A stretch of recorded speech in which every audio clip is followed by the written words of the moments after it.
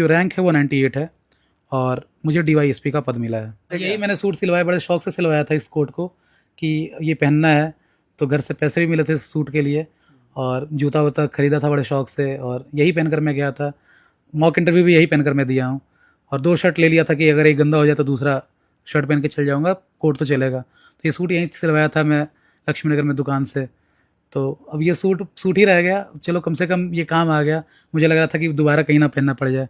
ये मैंने ना जाने कितनी बार पढ़ा होगा, 20-25 बार तो पढ़ा ही होगा मैंने लूसेंट ये। और पॉलिटी वगैरह नहीं, मैं उसमें भी बता देता हूँ कि मैंने सिर्फ और सिर्फ साइंस और हिस्ट्री पढ़ा। मुझे मेंस का ये है सारा कि मैंने मेंस के लिए क्या क्या करा है। जैसे ये देखो, आपको मैं दिखा रहा हूँ मेंस का करंट अफेयर का है। जैसे मैंने अपने से टॉपिक डिसाइड करा कि ये सारे क्वेश्चन आ सकते हैं इस बार, और इसमें से कुछ क्वेश्चन मिले भी, जैसे मिलेट मिशन आया हुआ था। तो ये सारी देखो, ये प्रीलिम्स में मैंने जो मेहनत करी है, BPSC के लिए मैंने कैसे बनाया है सारे, ये सब नोट्स हैं।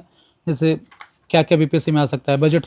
और इंटरव्यू जो मेरा पूरा इंटरव्यू था वो मतलब 3-4 चीज़ों पे ही बेस्ड था। पहला तो जो मेरा ऑप्शनल है वो पॉलिटिकल साइंस और इंटरनेशनल रिलेशन है, तो पॉलिटी से क्वेश्चन और IR से क्वेश्चन थे मैक्सिमम। दूसरा मेरा जो था हॉबी से क्वेश्चन था। यहाँ पे रह कर के उन्होंने स्टडी की है और BPSC में सर DSP बन गए हैं और BPSC में सर का सिलेक्शन हो गया है। इनका आप रूम देखेंगे दोस्तों तो यहाँ पे कितनी सारी किताबें हैं। जब मैं आया, मैंने सर से बात की तो सर ने बताया कि अब सिलेक्शन हो गया है, तो बहुत सारे जो नोट्स हैं वो घर पे भेज दिए हैं। अब यहाँ पे कुछ ही किताबें बची हैं।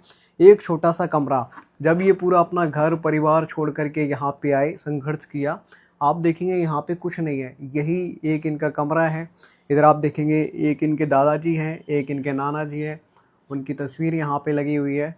और वहाँ पे आप देखेंगे तो अक्सर हमारे घरों में देवी देवताओं का मंदिर प्यारा सा होता है, छोटा सा, वो भी है। नमस्कार दोस्तों, मेरा नाम शिवम दिवाकर है और आप देख रहे हैं मुखर्जी नगर का सबसे popular channel Shivam Diwakar YouTube channel. दोस्तों, इस चैनल को आप सब्सक्राइब कर लीजिए, क्योंकि हम यहाँ पे जब भी किसी भी एग्जाम का रिजल्ट आता है, बहुत सारी टॉपर्स के साथ वीडियो लेकर के आते हैं, उनकी पूरी रणनीति उनसे जानते हैं, जो आपकी बहुत काम आती है। बहुत सारे स्टूडेंट ये कहते हैं कि हम गाँव में रहते हैं जहाँ पे कोचिंग नहीं है अच्छे, और हम लोग वहाँ पे कई बार स्टडी मटेरियल भी नहीं ले पाते हैं। तो आप टॉपर स्टूडेंट से ज़रूर बात किया करो, ताकि उनकी स्ट्रेटजी हम जान पाएँ, वो कैसे पढ़ते थे, क्या पढ़ते थे। तो दोस्तों, हम अभी एक ऐसी पूरी सीरीज़ चला रहे हैं और उसमें हमने बहुत सारे स्टूडेंट से बात की है। सर, आपको सबसे पहले मेरी तरफ से बहुत बहुत बधाई कि आप DSP साहब बन गए। थैंक यू सो मच यार। और आपको मैं कितनी बार धन्यवाद दूं, क्योंकि आपने इस चैनल के माध्यम से न सिर्फ बाकी लोगों को भी मदद पहुंचाई है, यहाँ तक कि आज जो हमारे पेरेंट्स का जो गौरवान्वित महसूस कर रहे हैं वो आपके चैनल के थ्रू ही। क्योंकि जब आपने उनका इंटरव्यू लिया, वो इंटरव्यू काफ़ी देखा गया, लोगों ने सुना, और मेरी माँ और मेरे पिताजी दोनों का इंटरव्यू आपने किया था और वो काफ़ी खुश थे मिलकर आपसे एज ए पर्सन भी, कि जिस तरह के इंसान आप हैं और जो आप काम कर रहे हो उससे बहुत लोगों को लाभ मिलता है। तो पहले तो बहुत बहुत बधाई आपको कि आप ये काम कर रहे हो। सर, मैं आपसे ये जानना चाहूँगा, ये कैसे सिलसिला शुरू हुआ था UPSC का? क्योंकि UPSC के आपने 4 अटैम्प्ट दिए हैं और ये आपका BPSC का दूसरा अटैम्प्ट था। जी। कब आपके मन में ख्याल आया कि दिल्ली चलता हूँ, या फिर इससे पहले भी कहीं पटना वगैरह या फिर कहीं रह के तैयारी करते थे? देखिए, मैं अपनी अगर शुरू से जर्नी बताऊं तो मतलब थोड़ी सी जर्नी मैं बताना चाहूँगा, ताकि लोगों को समझ में आए कि ये कैसे दिमाग में आया। तो मैं जिस घर परिवार से बिलोंग करता हूँ, तो मेरे घर परिवार में मैक्सिमम लोग, जितने भी लोग हैं, सब शिक्षक ही हैं। सबका पेशा जो है शिक्षण कार्य से ही जुड़ा हुआ है, चाहे वो मेरी माताजी हों, पिताजी हों, दादाजी, नाना जी, ये सारे लोग सब शिक्षण कार्य से ही जुड़े हुए थे। तो मुझे एक मतलब शुरू से ऐसा रहा है कि हमेशा मेरी पढ़ाई पे ध्यान दी गई है। बचपन से ही मुझे हमेशा प्रोत्साहित किया गया कि पढ़ो पढ़ो पढ़ो, इसके अलावा कोई और विकल्प नहीं है। तो मुझे और भी चीज़ें पसंद थी बचपन में, बट वो हमेशा ध्यान दिया जाता था कि नहीं, पढ़ाई करो। तो जिस तरह से मतलब 9th-10th में अच्छे मार्क्स से पास हुआ, 10th जो मैंने 2013 में 10th पास की है, तो 10th में उस समय CGPA का सिस्टम था, तो मुझे मेरा 10th CGPA आया। घर वाले काफ़ी खुश थे कि काफ़ी अच्छा करा है। तो जिस तरह से बिहार के बच्चों में ये होता है कि जैसे आप अच्छा प्रतिशत कुछ लेकर आते हो, तो आपको बोला जाता है कि आप मैथ्स लो, आप फिजिक्स लो, आप केमिस्ट्री लो, क्योंकि वही एक माध्यम दिखता है जिससे आप तुरंत नौकरी पा सकते हो इंजीनियरिंग करके। तो मेरे पेरेंट्स ने भी मुझे यही कहा, बट मेरी इच्छा थी कि आर्ट्स पढूं। तो कुछ दिन द्वंद्व में रहा कि मैं क्या पढूं क्या ना पढूं। फिर मैंने घर पे बोला कि मुझे बायोलॉजी पढ़नी है, तो घर वालों ने बोला कि बायोलॉजी के साथ मैथ्स रख लो। फिर मैंने एक सीनियर से बात की, उन्होंने बोला कि बायोलॉजी और मैथ्स दोनों साथ में मत रखो, ऐसा करो कि सिर्फ और सिर्फ बायो या मैथ्स रखो। तो तब तक मेरे बहुत सारे मित्र ले चुके थे एडमिशन, वो मैथ्स में ले चुके थे। तो मेरा भी मन ये हो गया कि चलो इस बार मैथ्स पढ़ ही लेता हूँ, पास तो कर जाऊँगा, देखता हूँ क्या होता है। और फिर गुरु कृपा से शुरुआत में तो बहुत काफ़ी दिक्कत आई, पर गुरु कृपा से क्या हुआ कि 12th में भी अच्छे परसेंटेज मेरे आ गए। मतलब मेरे एग्रीगेट जो है 90% बने और बेस्ट ऑफ 5 92.2% बने, और मैं अपने स्कूल में भी टॉप 5 पोजीशंस में रहा। तो उसके बाद घर वालों को लगा कि ये और बेहतर कर सकता है, तो घर वालों ने मुझे बोला कि तुम कोटा चले जाओ, तुम तैयारी करो, और मुझे टारगेट बैच के लिए कोटा भेज दिया गया। कोटा में मैं गया, कोटा में भी काफ़ी अच्छा वो चल रहा था, मैं तैयारी कर रहा था, पर मेरा मन हमेशा ये रहता था कि मैं शायद अच्छा इंजीनियर न बन पाऊँ, और बार बार 3 इडियट्स मूवी देखा करता था कि मैं कैसे जाके घर पे बोलूँगा कि मैं इंजीनियर नहीं बनना चाहता। पर फिर भी मैंने ये हिम्मत की कि घर पे जाके बताना है, और कैसे बताना है वो तभी बता सकता हूँ जब एक बार ये परीक्षा पास कर जाऊँ। तो वो परीक्षा मैंने जेईई मेंस का दिया, उसमें बहुत अच्छे अंक तो नहीं आया, बट जो बेसिक कट ऑफ होता है वो कट ऑफ क्लियर हो गया, उस हिसाब से मुझे कॉलेज मिलने शुरू हो गए।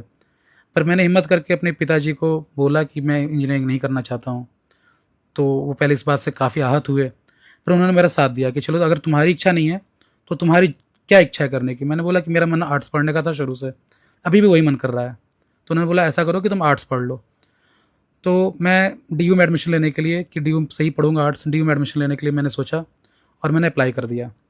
बट उसी समय एक छोटी सी दुर्घटना मेरे साथ घटी कि मैं गया हुआ था इलाहाबाद अपने भाई के पास, वो एमएनआईटी में रहकर पढ़ाई कर रहा था, मेरा मौसी का लड़का था, और उसके पास मैं गया था कुछ ऐसे उससे मिलने के लिए। जब मैं लौट रहा था तो मेरी जो ट्रेन से मैं लौट रहा था, तो मेरा जो दाहिना पाँव है वो ट्रेन और प्लेटफॉर्म के बीच में चला गया, तो मेरा पूरा पाँव जो है अंदर नीचे से वो जो जिसको तलवा कहते हैं वो कट गया था। तो मैं 3-4 महीने के बेड रेस्ट पे रहा, जैसे तैसे करके बच तो गया, बट बेड रेस्ट काफ़ी लंबा हो गया, और उस वजह से क्या हुआ कि यहाँ एडमिशन का टाइम निकल गया, मैं एडमिशन ले नहीं पाया। अब मैं काफ़ी परेशान कि अब इंजीनियरिंग भी नहीं करी, डी में एडमिशन भी नहीं हुआ, तो मैं क्या करूँ। तो पापा ने बोला कि साल बर्बाद हो जाएगा, उससे बेहतर है कि यहीं से ग्रेजुएशन में अप्लाई कर लो, फिर बाद में देखी जाएगी, क्योंकि यहाँ से भी ग्रेजुएशन करने में कोई बुराई नहीं है, घर पे रह के पढ़ोगे ही। तो मैंने वहाँ पे एडमिशन ले लिया, और उसके बाद क्या हुआ कि मेरी एक अंकल हैं और उनकी बेटी है जो दिल्ली रह कर तैयारी करती थी, डीयू से ही पास आउट थी, फिर उन्होंने जेएनयू से पढ़ाई करी, यूपीएससी की तैयारी करती थी, बट उनका बीपीएससी में चयन हो गया था, तो वो उनका पोस्टिंग गया हो जाता है उसी वक्त। और जब उनसे मेरी पहली बार मुलाकात होती है तो उन्होंने ये बताया कि ये सर्विस कैसे है, क्या है, तो मैं बड़े नज़दीक से वो सर्विस को देखता था। वो डिस्ट्रिक्ट माइनॉरिटी वेलफेयर ऑफिसर थी, और वो मुझे बताती थी कि देखो ऐसे हुआ, ये हुआ, वो हुआ। वो सब चीज़ें ना जाने मुझे क्यों खींचने लगी कि अब शायद मैं भी ये कर सकता हूँ। पर मेरे दिमाग में था कि बीपीएससी मैं कैसे करूँगा, यूपीएससी कैसे करूँगा, तो मुझे कुछ भी, क्योंकि मुझे पता नहीं था कैसे शुरुआत करनी है, क्या करना है, साथ में ग्रेजुएशन चल रहा था। तो मेरे दिमाग में आया कि मैं ग्रेजुएशन के बाद पोस्ट ग्रेजुएशन कर लेता हूँ, जैसे दीदी ने कराया। तो मेरे दिमाग में कि मैं जेएनयू चला जाऊँगा, वहीं से पोस्ट ग्रेजुएशन करूँगा, आगे कुछ देखूँगा। पर फिर वही कहते हैं नियति को कुछ और मंजूर होती है, तो नियति के हिसाब से ये हुआ कि दीदी ने मुझे पढ़ाना शुरू कर दिया, उन्होंने बताना शुरू कर दिया कि कैसे कैसे। तो जो यूपीएससी का बेसिक है वो दीदी ने मुझे समझाया। और उसी समय मेरे नाना जी, जिनसे मैं बेहद प्यार करता था, उनकी जो है मृत्यु हो गई। वो बीमार चल रहे थे, 2-3 महीने रहकर मैंने उनकी सेवा करी, बट वो बीमार थे और वो चल बसे। पर जाने से पहले उनके आखिरी शब्द यही थे कि तुम ऑफिसर ज़रूर बनना, तुमको ऑफिसर बनने का सपना मैं बहुत पहले देख चुका था। मेरे मन में ये भी कई बात चल रही थी कि नाना जी की इच्छा है और घर वालों की इच्छा है। फिर मेरा मैथ्स कमज़ोर था, मैंने आपको बताया पहले भी, मैथ्स मुझे उतना रुचिकर नहीं लगता था मैथ्स। तो मैंने क्या करा, मैंने सारे एग्ज़ाम्स जो हैं सबका मैंने निकाला, पीडीएफ सिलेबस का निकाल कर बैठा, मैंने देखा कि कौन कौन से एग्जाम में क्या क्या पूछा जाता है। मैंने पाया कि एक ऐसा सब्जेक्ट, एक ऐसा एग्ज़ाम सिर्फ यूपीएससी और बीपीएससी है जहाँ मैथ्स का रोल नहीं है। तो मैंने बोला कि चलो मैथ्स यहाँ नहीं है, मैं बाकी सब्जेक्ट्स तो पढ़ सकता हूँ। फिर मैंने सोचा कि अब इसके लिए मैं चला जाऊँगा, पढ़ाई शुरू कर दूँगा। फिर मैंने लोगों से बात की कि इसके लिए कहाँ पढ़ाई करनी बेहतर होगी, घर पे रहकर। तो मेरा घर ऐसा है कि घर पे हम लोग, मतलब मेरी 2 बहनें हैं, दोनों छोटी हैं मेरे से, और पापा हैं, मम्मी हैं, मम्मी भी वर्किंग है, पापा भी वर्किंग है, तो घर पे कोई रहते नहीं थे। और हमेशा गांव से क्योंकि नज़दीक हम लोग रहते थे, तो लोगों का आना जाना काफ़ी रहता था, क्योंकि गया मुख्यालय है हमारे गांव का, जिला का, तो हमेशा लोग आते जाते रहते थे। तो उससे क्या था कि वो फ्लो नहीं बन पाता था पढ़ाई का, कभी कोई आ गए रिश्तेदार, कभी कोई आ गए, और अपना चाह कर ही इन्वॉल्व हो जाते हो। तो मैंने बोला पापा यहाँ तो मेरी पढ़ाई नहीं हो पाएगी, या तो आप मुझे पटना भेज दो या दिल्ली भेज दो। तो पापा ने बोला जो पटना में खर्च है वही दिल्ली में खर्च है, क्योंकि पटना भी सस्ता नहीं है, तो ऐसा करो दिल्ली ही चले जाओ, दिल्ली में सब सुनते हैं सब बढ़िया तैयारी होती है, दिल्ली में चले जाओ। तो मैंने अपना बोरिया बिस्तर पैक करा, दिल्ली उठकर आ गया। दिल्ली आया, दिल्ली में सबसे पहले अपने भाई के साथ रहा, मुखर्जी नगर में ही। पहला जो हर बिहार से बच्चे जो आते हैं उनका सबसे पहला जो आगमन मुखर्जी नगर में होता है। तो मैं भाई परमानंद कॉलोनी के पास जो है, आगे आप जब बढ़ोगे तो निरंकारी कॉलोनी है, उस निरंकारी कॉलोनी में मैं रहा करता था। बढ़िया सा जगह था, बड़ा शांत सा, सुंदर सा, पढ़ता था वहीं पे एक रह के लाइब्रेरी में। और मैंने एडमिशन ले ली एक कोचिंग में जिसका नाम वाजीराम और रवि है। मैं वहीं से अपनी यूपीएससी की जर्नी शुरू की। और वहाँ मैं रहना चाहता था, वहीं रहकर तैयारी करना चाहता था। पर वहाँ समस्या आने लगी, शिकायत आने लगी कि बार बार टंकी में सीवर का पानी आ जाए, तो पीला पानी गिरना, कभी कभी पानी ना आना, और मकान मालिक इतना ध्यान देते नहीं थे। तो मेरे साथ एक और भाई था जो गांव से आया था, वो सीए की तैयारी कर रहा था, नंदन उसका नाम है, आज वो सीए बन भी चुका है। तो उसने मुझे बोला कि ऐसा करो कि चलो लक्ष्मी नगर लेकर चलते हैं तुमको। तो मैंने बोला लक्ष्मी नगर में क्या करेंगे? बोला चलो वहाँ मैं रहूँगा, मेरे साथ रहना। तो मैं उसके साथ बिना कुछ सोचे समझे वहाँ से बैग पैक करके लक्ष्मी नगर आ गए, यहाँ शिफ्ट कर गए। 5 6 7 महीना साथ रहा। मेरी पढ़ाई नहीं हो रही थी, उसकी पढ़ाई हो जा रही थी, मेरी नहीं हो पा रही थी। तो मुझे लगा कि ऐसे में मेरी पढ़ाई नहीं होगी, तो मुझे अकेले रहना होगा। मैंने उससे बात करी, वो बोला कि अगर तुमको लग रहा है कि अकेले पढ़ाई होगी तो तुम अकेले शिफ्ट हो जाओ। और तब से लेकर यहाँ जो है पिछले 4 5 सालों से 5 सालों से मैं इसी मकान में रह रहा हूँ, एक ही मकान में। और उसके पीछे 2 कारण है इस मकान में रहने का। पहला तो ये था कि ये स्टूडेंट एरिया नहीं है। दूसरा ये है कि नीचे हमेशा ताला लगा रहता है, जिसकी चाबी मेरे पास होती है, या फिर जो भी इस मकान में रहते हैं उनके पास चाबी होती है। तो मेरे मित्र जैसे आए और मेरा मिलने का मन नहीं हुआ तो मैं बोल देता था मैं घर पे नहीं हूँ, तो कोई तंग नहीं करता था। दूसरा क्या था कि मेरे मकान मालिक इतने अच्छे थे कि वो हमेशा मुझे कभी भी, क्योंकि कोरोना में उन्होंने मेरी बड़ी मदद की है। जब सब लोग छोड़कर चले गए दिल्ली, मैं कोरोना में यहीं था, और उस समय उन्होंने मेरी काफ़ी मदद की, खाने से, पीने से, अनाज से। जब भी उनको मौका मिलता था मेरे पास आके बैठते थे, क्योंकि कोई नहीं था, पूरे बिल्डिंग में कोई नहीं था। तो एक लगाव सा भी हो गया, एक जुड़ाव भी हो गया इस मकान से, मकान मालिक से। तो मैं यहाँ पे रहना कंटिन्यू कर दिया। उसके बाद जो जर्नी शुरू हुई कि 2021 में मैंने बहुत बढ़िया से अपना अटेम्प्ट दिया यूपीएससी का, बट मेरा जो है प्रीलिम्स नहीं निकला। मेरे मन में आया कि पता नहीं प्रीलिम्स होगा कि नहीं। तो जब मार्कशीट आई तो मैंने देखा कि मैं जो है सीसेट में फ़ेल किया हूँ, जीएस निकल गया है। तो थोड़ा सा भरोसा भी हुआ कि शायद थोड़ी और मेहनत करूँगा तो निकल जाऊँगा। और उसी वक्त उसी साल मेरे एक दोस्त का, जो मेरे से सीनियर भी हैं 4 साल, और वो भी तैयारी करने लक्ष्मी नगर ही आए थे, मेरी उनसे दोस्ती यहीं हुई थी, उनका आईआरएस में सिलेक्शन हो गया, 526 रैंक का आया था। आज वो कोलकाता में असिस्टेंट कमिश्नर के पद पे इनकम टैक्स में वो कार्यरत हैं। तो उन्होंने मुझे मोटिवेट किया कि सुनो, तुम ऐसे नहीं होगा, मैं तुम्हें बताता हूँ क्या क्या करना है। उन्होंने मुझे कुछ टिप्स दिए, और वो टिप्स बड़े नॉर्मल से थे। मुझे लगा कि कुछ ऐसी भारी भरकम चीज़ बताएंगे कि क्या करना है। 3 ही चीज़ उन्होंने बोली। पहला उन्होंने बोला कि लोड नहीं लेना है जीवन में, जो होना है वो हो के रहेगा, तो परेशान नहीं होना है कि मेरा हो नहीं रहा है और किसी का हो जा रहा है। दूसरा चीज़ कि कुछ भी हो जाए एनसीईआरटी नहीं छोड़नी है, एनसीईआरटी तुम्हारा बेस है। और तीसरा, शॉर्टकट कभी मत अपनाना। जैसे कोई टॉपर तुम्हें बोल देगा कि मैंने बस 1 पेज का नोट्स पढ़ा था उससे हो गया, तो ये सब जहाँ से मत आना। सबने मेहनत करी है और सबको मेहनत करनी पड़ती है। और ये आज मुझे भी आभास हुआ है कि शॉर्टकट अगर आप लेकर चलते हो, शॉर्टकट का मतलब है कि आप कोई भी किसी भी टॉपर का नोट्स उठा लो, किसी भी कोचिंग का कोई फर्रा उठा लो, और आप सिर्फ बिना बेसिक तैयार किए हुए आप उसको सिर्फ रटो। आप एग्जाम में हो ना हो, चाहे प्रीलिम्स हो चाहे मेंस, आप फेल तो करोगे। प्रीलिम्स निकल गया तो मेंस में फेल करोगे। मुझे ये बात समझ में आ गई थी कि शॉर्टकट पे नहीं जाना है। यही 3 बात उसने मुझे बोली, और बोला कि बाकी तैयारी करो, बाकी मैं साथ में तुम्हारे हूँ। उसके बाद वो यहाँ से चले गए। फिर मेरा मन भी नहीं लगता था, क्योंकि मैं यहाँ अकेला हो गया। एक और मित्र थे हमारे यहाँ, तो वो भी तैयारी कर रहे थे। फिर मैंने सबसे कट ऑफ होकर फिर मैंने सोचा कि एक अटैम्प्ट और देना यूपीएससी का अच्छे से। 2023 का फिर से अटैम्प्ट दिया, फिर से सीसेट में मैं फेल हुआ। अब उस समय मेरी ऐसी स्थिति थी कि मैं आपको बता नहीं सकता कि मैं इसी कमरे में यहीं पे बैठ के इतना रोया हूँ कि मुझे ये लगा कि मेरी आज दुनिया ख़त्म हो गई। मैं तैयारी छोड़ दूंगा, मैं घर लौट जाऊंगा। मैंने घर वालों से बात की कि मेरे से तैयारी नहीं होगी, मैं घर लौटना चाहता हूँ, मेरा हो गया। उन्होंने हिम्मत दी कि नहीं, अरे ऐसा क्या हो गया, आप ठीक है प्रीलिम्स फेल करके कोई बात नहीं, अगली बार दे दो, सीसेट ही तो फेल हुआ है। मैंने बोला सीसेट ही नहीं, सीसेट अगर सीसेट में फेल कर रहा हूँ इसका मतलब मुझे मौका नहीं मिलेगा, और मेरे से सीसेट हो नहीं पा रहा है। तो बोले नहीं, इस वर्ष का सीसेट काफ़ी टफ था, मैं देख रहा हूँ पार्लियामेंट में भी डिबेट चल रही है, हंगामा हो रहा है, सो सीसेट सबके लिए टफ था। मैंने बोला कुछ भी रहे, फेल तो कर गया। मेरा मन नहीं मान रहा था। पर कुछ दिनों के बाद 10 12 दिन, मतलब 12 जून को मेरा रिजल्ट आया था, और 14 जून को मेरा नेट का पहला पेपर था। घर वालों ने बोला जाके पेपर तो दे आओ। मैं नेट का पेपर दे आया। और उसके बाद क्या हुआ कि कुछ दिनों के बाद आरबीआई ग्रेड बी का पेपर था, वो भी मैं पेपर जाके बस दे आया कि ठीक है दे आता हूँ पेपर। और ईश्वर की कृपा कहो कि क्योंकि मैं बहुत परेशान था उस समय, और ऐसा था कि अब मुझे घर लौटना है, तो मेरा नेट भी हो गया और आरबीआई ग्रेड बी का प्रीलिम्स भी हो गया। तो अंदर से हिम्मत आई कि चलो कुछ और करते हैं। फिर मैंने, एक मेरे दोस्त हैं, उन्होंने मुझे काम दिलवा दिया। मैंने यही सोचा कि घर से पैसे नहीं लेना है, घर से पैसे लेने में दिक्कत होती है, मांगने में दिक्कत होती है। पापा ने कभी मुझे ऐसा बोला नहीं कि मैं पैसे भेजूंगा नहीं, बट खुद में संकोच आता है कि आप 2 साल 3 साल से दिल्ली में हो और कुछ कर नहीं रहे हो, और मतलब घर के पैसे पे पल रहे हो। मतलब बहुत सारे विचार जो हैं, खासकर अगर आप लड़के हो, बहुत सारे विचार ऐसे आएंगे कि आपसे छोटी बहन है, घर में इतनी सारी दिक्कत है, तो सारे पैसा डाइवर्ट करके तुम्हें पैसा मिल रहा है, तुम रिजल्ट दे नहीं रहे हो, बोलेगा कोई नहीं, बट आप सिर्फ महसूस करोगे। और वही सारा चीज़ मैं महसूस कर रहा था यहाँ पे, तो मैं काम करने लगा। और उसी समय 69th बीपीएससी का प्रीलिम्स था, जो प्रीलिम्स मैंने दिया, 30 सितंबर को पेपर था, और वो प्रीलिम्स में मेरा क्वालिफाई हो गया। अब लगने लगा कि जीवन पटरी पे वापस आ गया है, काम भी कर रहा हूँ, पैसे भी आ रहे हैं थोड़े बहुत। तो मैं थोड़ा बहुत ही काम करता था, फ्रीलांसिंग काम करता था, कोचिंग के लिए कंटेंट बना दिया करता था, इवेलुएट कर दिया था करता था कॉपी। तो ज़्यादा काम मैं नहीं करता था, थोड़े बहुत जो खर्च था मेरा 15-20 हज़ार का यहाँ, वो खर्च मैं निकाल लेता था। अब क्या होने लगा कि मुझे लगा कि सब बढ़िया हो गया, अब मेंस दूंगा। और क्योंकि मैं हमेशा मुझे ये लगता था कि क्योंकि इंग्लिश मेरी अच्छी थी, राइटिंग स्पीड अच्छी थी, हैंड राइटिंग अच्छी है, तो मुझे लगता था मेंस में दिक्कत नहीं होगी। और मैंने मेंस जनवरी में जाकर बीपीएससी का मेंस लिखा। मेंस लिखने के बाद तो उसका रिजल्ट काफ़ी देर हो गई, और वो रिजल्ट आया जाके आपका सितंबर में, और रिजल्ट आया और मैं फेल कर गया। अब मुझे खुद पे विश्वास नहीं हो रहा कि मैं कैसे फेल कर सकता हूँ मेंस।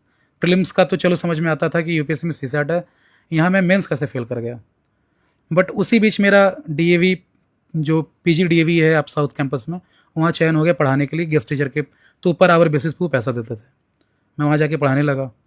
और वो जब पढ़ाता था तो वहाँ पैसे मिल रहे थे और मुझे मज़ा आने लगा, क्योंकि पढ़ाना मैंने बताया आपको खून में है।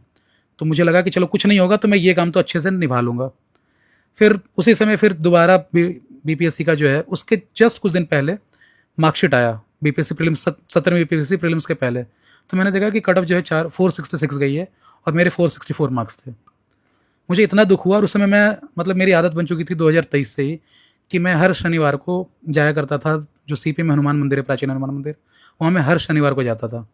मैं वहीं बैठा हुआ था, मैंने बोला कि क्या हनुमान जी, मतलब 2 नंबर भी नहीं दिलवा सकते थे, मतलब क्यों। मैं और ज़्यादा उदास हो गया कि पहले तो ये था कि फ़ेल किया, अब 2 नंबर से क्यों फ़ेल कर गया, 2 नंबर से लोग प्रीलिम्स फेल करते हैं, 2 नंबर से मेरा इंटरव्यू क्यों रुका। फिर भी हिम्मत करके मैंने प्रीलिम्स दिया, मेरा सेंटर बांका पड़ा।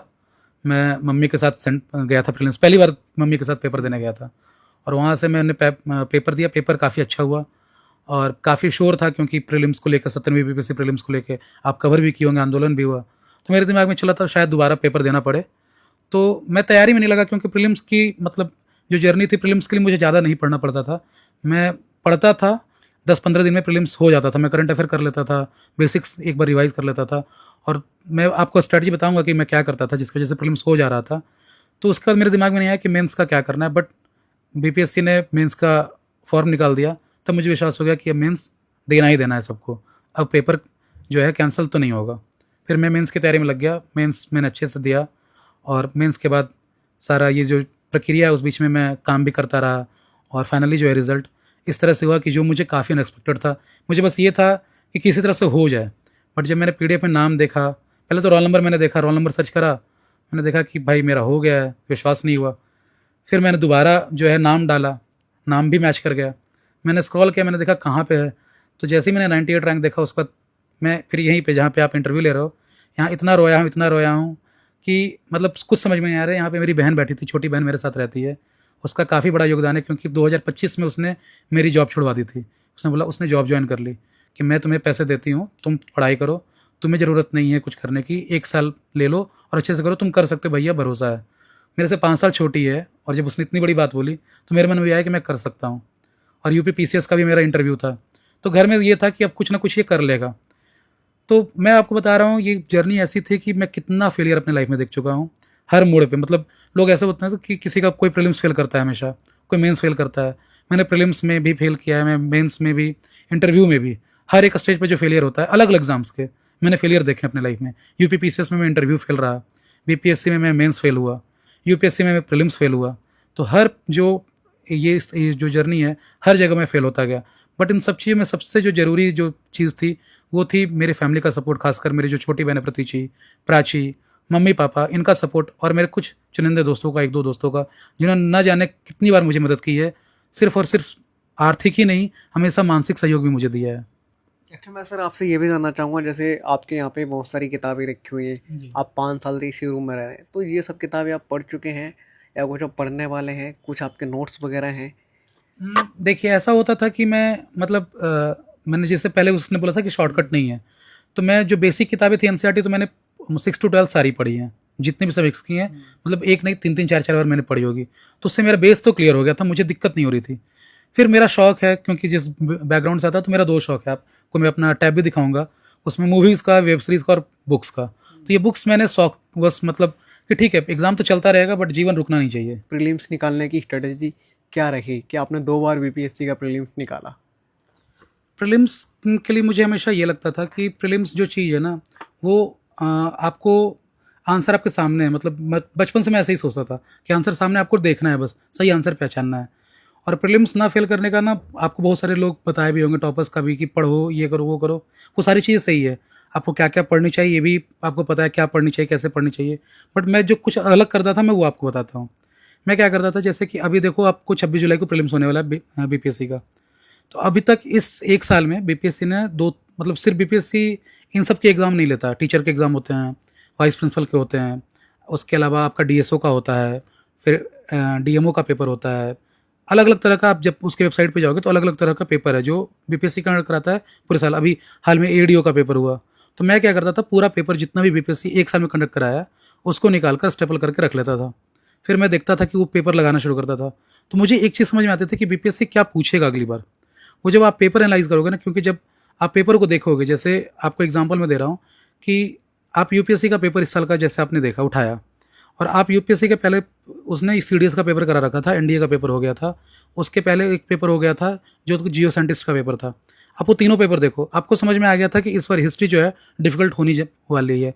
आपको एक पैटर्न दिख जाता है, क्योंकि एक सेट ऑफ जो हैं वो मिलकर लोग क्वेश्चन सेट करते हैं, और अलग टीम नहीं होती है कि इस पेपर के लिए आप करो। वो टीम है जो हर तरह का पेपर सेट करते हैं, और वही टीम जो है वो पेपर फिर जैसे तैसे फाइनल हो जाता है। उसका प्रोसेस पता नहीं है, बट आप एक देखोगे ना तो आपको एक पैटर्न समझ में आएगा कि जब आपको ये दिख रहा है कि एडीओ का पैटर्न इतना डिफिकल्ट है, तो आपको ये समझ में आ जाना चाहिए कि अब इस तरह के क्वेश्चन आपको एक जो 72वीं प्रीलिम्स है उसमें देखने को मिलेगा। स्टेटमेंट बेस्ड क्वेश्चन हो, एसर्शन रीजनिंग हो, या फिर आपको देखने को मिलेगा कि ज़्यादातर ज़्यादा क्वेश्चन जो है आपको नॉट करेक्ट वाला क्वेश्चन मिल जाएगा। तो एक तो ये आप करो जो एक्स्ट्रा, मतलब जो लोग नेगलेक्ट करते हैं कि मैं सिर्फ तैयारी कर रहा हूँ बीपीएससी की, तो जो बीपीएससी की जो 67 के 68 के सिर्फ वही सॉल्व कर रहे हैं, नहीं। आप बीपीएससी ने जितने एग्जाम कराए हैं सबका पेपर आप निकालो और एक साल का पेपर बैठ कर सॉल्व करो। उसके अलावा बीपीएससी सिर्फ एक संस्था नहीं है जो एग्ज़ाम करा रही है। यूपी पीसीएस ने कराया होगा, उत्तराखंड ने कराया होगा, हरियाणा ने कराया होगा, एमपी ने कराया होगा, महाराष्ट्र ने कराया होगा। तो जहाँ जहाँ हिंदी बोली जाती है, जहाँ का पेपर आपको समझ में आ सकता है, उस रीजन का जो है बस, जैसे एमपी स्पेशल छोड़ दो, बट जो बाकी चीज़ें हैं, पॉलिटी सेम होगी, ज्योग्राफी सेम होगी, वो सारे क्वेश्चन को सॉल्व करो। तो क्या होगा ना कि आपको एक नया पैटर्न और एक आपको जो है नए सेट ऑफ क्वेश्चंस भी मिल जाएंगे, तो आपका एक तैयार हो जाएगा। दूसरा जो सबसे इंपॉर्टेंट चीज़ था जो मुझे समझ में आती है, वो है करंट अफेयर। अब क्या होता है कि लोग करंट अफेयर को ना चाहते हैं कि 10-15 दिन में रट कर चले जाएं। पहले हुआ भी करता था कि आप करंट अफेयर रट के चले जाओ, आपका हो जाता था। पर मेरा ये है ना कि आपको सिर्फ प्रीलिम्स पास करने से मतलब नहीं, प्रीलिम्स क्वालिफाई करना ही अगर उद्देश्य है तब एग्ज़ाम का मतलब बनता नहीं है। ये एग्ज़ाम आपको भी पता है कि 3 चरण में है, 3 स्टेजेज हैं एग्ज़ाम के। तो बेहतर ये होगा कि आप प्रीलिम्स के बाद आप शुरुआत से एक आदत लगा लो न्यूज़पेपर पढ़ने की, कोई भी न्यूज़पेपर। आपको मैं दिखाता हूँ, अपने टैब में दिखाता हूँ आपको कि मैंने न्यूज़पेपर कैसे पढ़ा है। दिखाइए सर, ये देखो टैब में मैं आपको दिखा रहा हूँ। ये अब मेरे लैपटॉप में बहुत सारे ये हैं, और आपको देखो मैंने ये आई करके मैंने देखो हर मंथ का आपको अप्रैल, दिसंबर, फेब, जैन, जून, अब मार्च, हर महीने का आपको डेट वाइज न्यूज़पेपर जो है इसमें पढ़ा हुआ मिलेगा। मैं पढ़ता था, हाईलाइट किया, छोड़ दिया, देखो ठीक है। इस तरह से मैं ताकि जो लास्ट समय है उस पर मैं किस तरह से फोकस कर सकता हूँ, क्योंकि दिमाग में ये रहता था कि ये न्यूज़ मेरी देखी हुई है।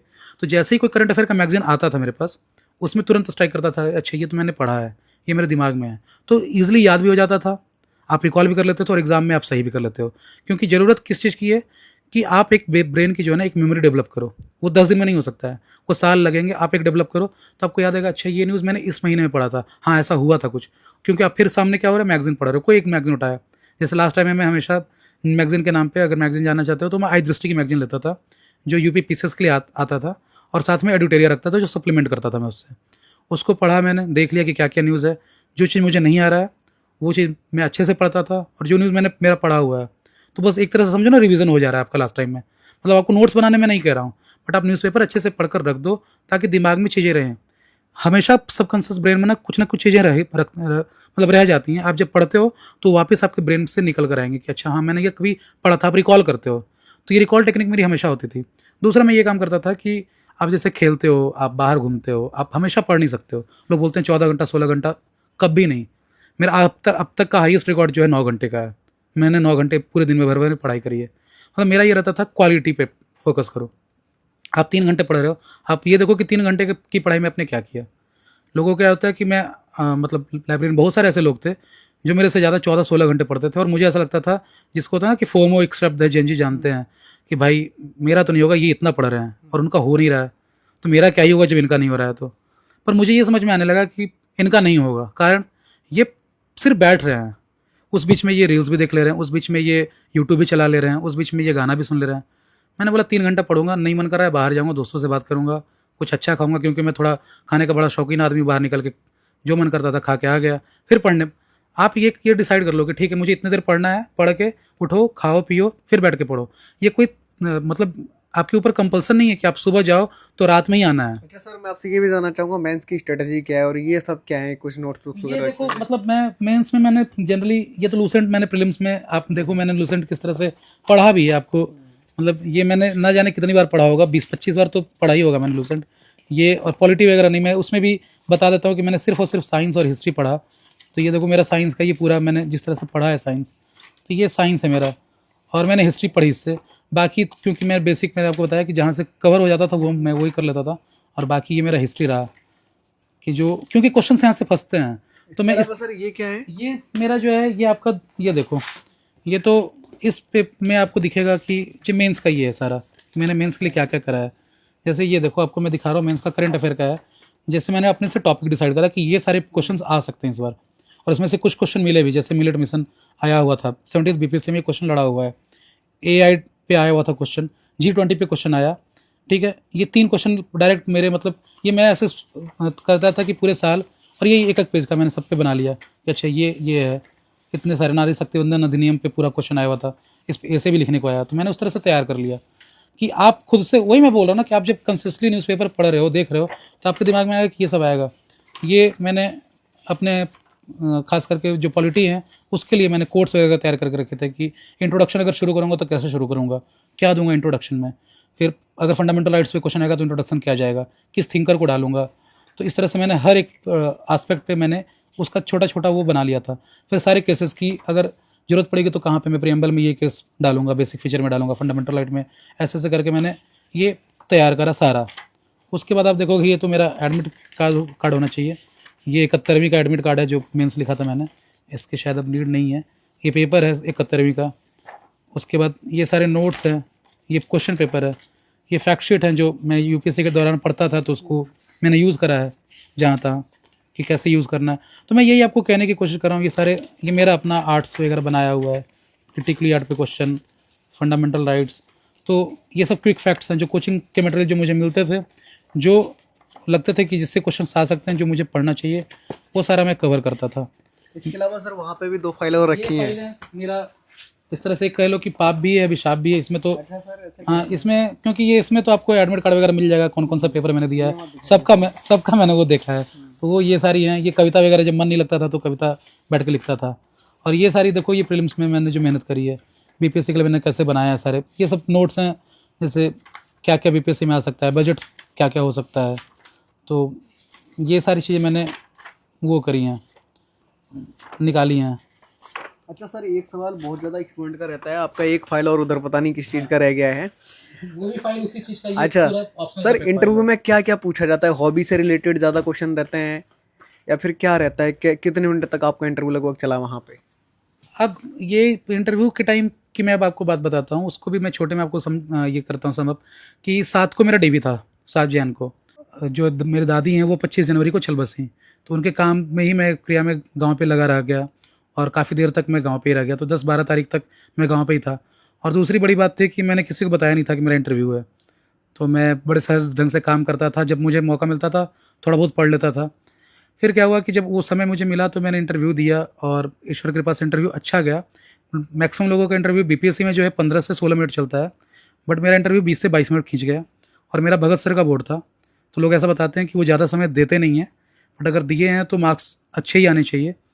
और इंटरव्यू जो मेरा पूरा इंटरव्यू था वो मतलब 3-4 चीज़ों पे ही बेस्ड था। पहला तो जो मेरा ऑप्शनल है वो पॉलिटिकल साइंस और इंटरनेशनल रिलेशन है, तो पॉलिटी से क्वेश्चन और आईआर से क्वेश्चन थे मैक्सिमम। दूसरा मेरा जो था हॉबी से क्वेश्चन था, मेरा हॉबी गज़ल सुनना है, मैं गज़ल सुनता हूँ, तो मुझसे गज़ल गीत, ये सब के बारे में क्वेश्चन हुआ। सर कोई सुनाएंगे एक दो? गज़ल मैं जो सुनता हूँ मैं आपको सुनाता हूँ। गज़ल जैसे एक कि गुलों में रंग भरे बादनों बाहर चले, चले भी आओ गुलशन का कारोबार चले। फिर एक और मेहदी हसन की गज़ल थी कि रंजिश ही सही दिल ही दुखाने के लिए आ मगर दिल मुझे छोड़कर जाने के लिए ही आ। तो ऐसे ही करके मैंने 2-3 उनको गज़ल सुनाया कि ये सारे गज़ल हैं।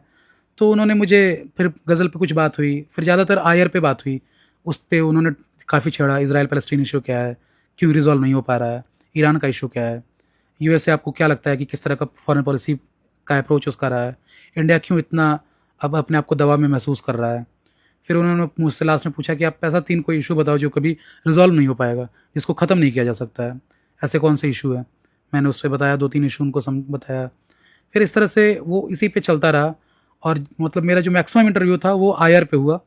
और फिर उन्होंने मुझे जाने के लिए बोला, मुस्कुराए और फिर मैं वहाँ से निकला। और जब मैंने, क्योंकि घड़ी आपको अलाउड होती नहीं है पहन कर जाने की, और तो उन्होंने जब मेरे से पूछा, मैं बाहर दरबान भैया खड़े थे, मैंने उनसे पूछा कि कितनी देर चला है। बोले बहुत देर चला है, जाओ अब। फिर जैसे ही बाहर निकल कर आते तो एक कमरे में बिठाया जाता है, उस कमरे में बैठे तो सबका चेहरा का रंग उतरा हुआ, किसी का कोई बोर्ड, किसी का कोई बोर्ड। तो मुझे लगा कि मेरा अच्छा हुआ है या ख़राब, मुझे समझ नहीं आ रहा है। मैंने 2-3 लोगों से पूछा तो उन्होंने बोला मेरे से भी ये पूछा वो पूछा। फिर वहाँ से क्या होता है कि वहाँ से आपको एक रूम में लेकर जाते हैं जहाँ आपका मेडिकल होना है। फिर वहाँ से आपको मेडिकल रूम में लेकर जाते हैं जहाँ आपको हाइट, वेट और सारा वो नापी होती है, आँख का टेस्ट होता है, अलग अलग टेस्ट, डॉक्टर की पूरी टीम थी। फिर वहाँ किया, करते करते शाम हो गई, 6 बज गए। फिर वहाँ से मैं निकला। फिर निकल कर मैं अपने दोस्त के घर पे आया। फिर उसने मेरे से पूछा कि क्या क्या रहा, क्योंकि हम लोग 6 दोस्त थे जिन्होंने साथ में ये किया था, 3 साथ में इंटरव्यू दे रहे थे और तीनों आज सेलेक्टेड हैं। तो मुझे सबसे ज़्यादा खुशी ये हुई कि हम जितने भी थे सारे सेलेक्टेड हो गए। मतलब किसी का ऐसा नहीं रहा कि कोई रह गया, भले किसी को कुछ और मिला हो, सबको कुछ ना कुछ मिल गया। तीनों दिल्ली में ही रहते थे, कहीं बाहर रहते थे? 2 दिल्ली में रहते थे और 2 पटना रह के तैयारी की, 2 लोगों ने। 2 कंकड़बाग, एक कंकड़बाग में रहते थे और एक जो है वो पटना बोरिंग रोड में रह के तैयारी ये करते जो कोट वगैरह टंगा है यही पहन के गए थे? यही मैंने सूट सिलवाया, बड़े शौक से सिलवाया था इस कोट को कि ये पहनना है। तो घर से पैसे भी मिले थे इस सूट के लिए और जूता वूता खरीदा था बड़े शौक से, और यही पहनकर मैं गया था। मॉक इंटरव्यू भी यही पहनकर मैं दिया हूँ। और 2 शर्ट ले लिया था कि अगर एक गंदा हो जाए तो दूसरा शर्ट पहन के चल जाऊँगा, कोट तो चलेगा। तो ये सूट यहीं सिलवाया था मैं लक्ष्मी नगर में दुकान से। तो अब ये सूट ही रह गया, चलो कम से कम ये काम आ गया। मुझे लग रहा था कि दोबारा कहीं ना पहनना पड़ जाए, अब ज़रूरत नहीं पड़ेगी इस कोट की। सर मेरी वीडियो सबसे ज़्यादा बिहार के स्टूडेंट ही देखते हैं, आप उनको वीडियो के आखिरी में क्या सजेस्ट करना चाहते हैं? क्या दिल्ली आना ज़रूरी है तैयारी करने के लिए? जैसे आपने बताया आपके कुछ दोस्त पटना में भी रहते थे, या फिर घर से भी करना चाहें तो आज के टाइम पे हो सकता है। देखिए, मेरी 2 ही मतलब जो पर्सनल सजेशन होंगे कि पहला तो ये कि जगह मायने नहीं रखता। आप दिल्ली आने पे आप देख रहे हो सफलता, आप देख रहे हो, दिल्ली आने पे असफलता की रेशियो देखो, कितने लोग आए और कितने सफल होकर गए। आप एक रेशियो निकालो, आप मुखर्जी नगर में रहते हो, वीडियो बनाते हो, तो आपको पता है ये कहानी। दूसरी, यहाँ पे हर चीज़ खुद से मैनेज करना होता है। मतलब आप अगर बीमार भी पड़ रहे हो, आपको कुछ ज़रूरत भी पड़ रही है, तो आपको खुद मैनेज करना है। मतलब खुद मैनेज करना मतलब कि बहुत से ज़्यादा दोस्त पहुँच सकते हैं, बट वो पर्सनल केयर नहीं। जैसे मम्मी आपको खिला देगी मुँह करके, वो कोई दोस्त तो खिला नहीं पाएगा। तो एक तो पर्सनल केयर की नीड होती है। तीसरी चीज़ जो सबसे बड़ी जो दिक्कत है, वो दिल्ली में जो समस्या है वो रेंट की, महंगाई की, ये समस्या है। तो मुझे दिल्ली इस वजह से नहीं आना था कि दिल्ली में ही तैयारी होती है। मैंने आपको पहले बताया था कि आपको एकांत की ज़रूरत है। अगर आपका मकान इतना बड़ा है या आपका रूम ऐसा आप अफोर्ड कर सकते हो कि आप अपने ही शहर में कोई छोटा सा रूम लेकर रह सकते हो, कि सिर्फ खाने के लिए आप घर जा रहे हो, एक रूम ले लिया, वहीं पे आप दिन भर पड़े हुए हो। अगर ऐसा कर पा रहे हो कि एक रूम आपका हो जाए जहाँ आपको, मतलब होता है ना कि विद्यार्थी के 5 लक्षण हैं, बचपन से सुनते आ रहे हैं कि गृह त्यागी, ठीक है, तो गृह त्याग आपको करना पड़ेगा। गृह त्याग का मतलब ये नहीं है कि घर छोड़ना, गृह त्याग मतलब कि घर के जो पारिवारिक माहौल है उसको छोड़ना। बहुत सारे बच्चों को मैंने यहाँ देखा है घर बसाते हुए कि अपने माँ बाप को छोड़कर आए, यहाँ दोस्तों के साथ घर बसा लिया, इतने इतने साल से रह रहे हैं, वो एक घर का ही माहौल है, पार्टी चल रही है, फंक्शन हो रहा है, खा रहे हैं, मस्ती हो रही है, ये घर का माहौल है। सबसे पहले विद्यार्थी का अलग जो लक्षण है वो गृह त्यागी है। फिर उसके बाद अल्पाहारी है, स्वान निद्रा है, बको ध्यानम है, ये सारी चीज़ें बाद में। पर आप घर रहकर भी तो गृह त्याग कर सकते हो। गृह त्याग मतलब कि आप मेंटली घर से डिटैच हो जाओ कि ठीक है, पापा को दिक्कत हो रही, पापा कर लेंगे सॉल्व अपने स्तर पे, मुझे नहीं जाने की ज़रूरत है। पाटीदार में दिक्कत हो गई, कोई दिक्कत कर दिया, कोई गांव में खेत जोत लिया, कोई दिक्कत नहीं, पापा मैनेज कर लेंगे, 1 साल में नहीं जाऊँगा, नहीं निकलूँगा रूम से। तो आप घर पे रहकर भी पैक कर सकते हो, क्योंकि रिसोर्सेज मैं अब तो दिखा रहा हूँ, मैक्सिमम रिसोर्सेज ऑनलाइन अवेलेबल हैं। आप टैब या एक लैपटॉप ले लो या फ़ोन ले लो, तीनों में से कोई एक चीज़ रख लो, उससे आपका काम बन जाएगा। टॉपर्स टॉक सुन लो, वीडियो देख लो, स्ट्रैटेजी सुन लो, आप अपनी एक स्ट्रैटेजी बना लो। देखो बहुत बार क्या होता है कि आपको मेरी स्ट्रैटेजी हो सके समझ में ना आए, मेरी स्ट्रैटेजी आपके लिए काम ना करे। जैसे मुझे दूसरों की स्ट्रैटेजी काम नहीं करती थी, तो हल्का हल्का मैंने सबसे सीखा है, फिर मेरी एक अपनी स्ट्रैटेजी बन गई। ऐसा नहीं कि मैंने किसी एक को फॉलो किया है, सबसे थोड़ा थोड़ा सीखता चला गया कि अच्छा अच्छा आंसर राइटिंग में ये करना है, अच्छा ऐसे करना है, ये बनाना है। ये करते करते मैं सीखता चला गया। ये नहीं कि मैं सिर्फ और सिर्फ एक ही स्ट्रैटेजी मैंने कोई पकड़ी और अगर वो मैं फेल कर रहा हूँ उस स्ट्रैटेजी में तो वो स्ट्रैटेजी पकड़े हुए हूँ। अगर आप उस स्ट्रैटेजी में फेल कर रहे हो तो स्ट्रैटेजी चेंज कर लो। अगर आप उस ऑप्शनल के साथ फेल कर रहे हो ऑप्शनल चेंज कर लो। अगर आपको कोई विषय में दिक्कत आ रही है उस विषय को तगड़ा कर लो। मतलब सारा रिसोर्स आपके पास घर पे अवेलेबल है। ज़रूरत है सिर्फ और सिर्फ विल पावर की और पेशेंस की। घर पे आप हो तो पेशेंस तो रखना पड़ेगा। और तीसरा मैं यही कहूँगा कि जो मैंने गलती करी, हल्ला करके शोर करके तैयारी नहीं होती है। आप जैसे आप तैयारी कर भी रहे हो, बताओ मत किसी को कि मैंने तैयारी शुरू भी करी है। तो सामने वाला पूछ रहा है क्या कर रहे हो, तो अरे ऐसे ही जीवन कट रहा है मस्ती में। उसको भी लगना चाहिए कि आपके जीवन का कुछ भी नहीं है, आपके बस का कुछ नहीं है। क्योंकि मुझे ऐसा फील होना शुरू हुआ है कि आप जितना ज़्यादा शांत रहते हो, आप जितना कम बताते हो अपने बारे में लोगों को कि मैं ये करने जा रहा हूँ, मैं वो करने जा रहा हूँ, उस काम में आप उतना ही सफल होते हो। और तीसरी बात है अध्यात्म से जुड़े रहो। मैं हमेशा भगवान पूजा पाठ, नहीं कुछ मन लगता था, देखो मोटी किताब रखी हुई गीता की, गीता पढ़ने की आदत मैं हमेशा पढ़ा करता था। नहीं समझ में आता था, लगता था चलो कुछ ना कुछ इससे मिल जाएगा। तो ये तो आप घर रहो, आप बाहर रहो, आप कहीं भी रहो, एक आदत बना लो। और दूसरी चीज़, ये कोई फिक्स्ड नहीं है, फ्लेक्सिबल रहो अपने जीवन में। बहुत ही ज़्यादा खड़े रहने की ज़रूरत नहीं है कि चाहे कुछ भी हो जाए हमको एक ऐसे करना है, हमको ऐसा करना नहीं। जैसे मैं आपको एग्जांपल देता हूँ कि जैसे मेरे पिताजी छेना तला नहीं खाते हैं, बिल्कुल भी नहीं, काफ़ी स्ट्रिक्ट हैं इस मामले में। पर जब ज़रूरत पड़ती है तो पूड़ी भी खाते हैं, जब ज़रूरत पड़ती है छेना तला भी खाते हैं। तो ये होता है फ्लेक्सिबिलिटी की अपने लाइफ में लाने की, कि अगर आपको लग रहा है कि स्ट्रेटजी काम नहीं कर रहा है, आपको लग रहा है कि मैं इस परीक्षा में पास नहीं कर रहा हूँ, आप दूसरा परीक्षा पकड़ लो। आपको लग रहा है कि मैं आर्थिक रूप से कमज़ोर हो रहा हूँ, कुछ और काम कर लो। बट ठीक है, आपको फ्लेक्सिबल होकर काम करने की नीड है। सर ये बताइए, आप बिहार में कौन सी जगह से हो, आपका नाम क्या है और आपको रैंक कितना मिला है? हाँ, तो मैं बिहार में, मेरा जो ज़िला हुआ वो गया है, गांव कारिसोवा है। कारिसोवा गांव है, वही पंचायत भी है, वज्रगंज प्रखंड में आता है। और मतलब जो मेरे दादाजी हैं, उनका नाम स्वर्गीय जयराम सिंह हुआ। वो काफ़ी बड़े मगही के कवि थे, मगही कोकिल के नाम से उनको जाना जाता है। तो बड़ी लेगेसी रही है घर में, मैंने लोगों को मिलते जुलते देखा है।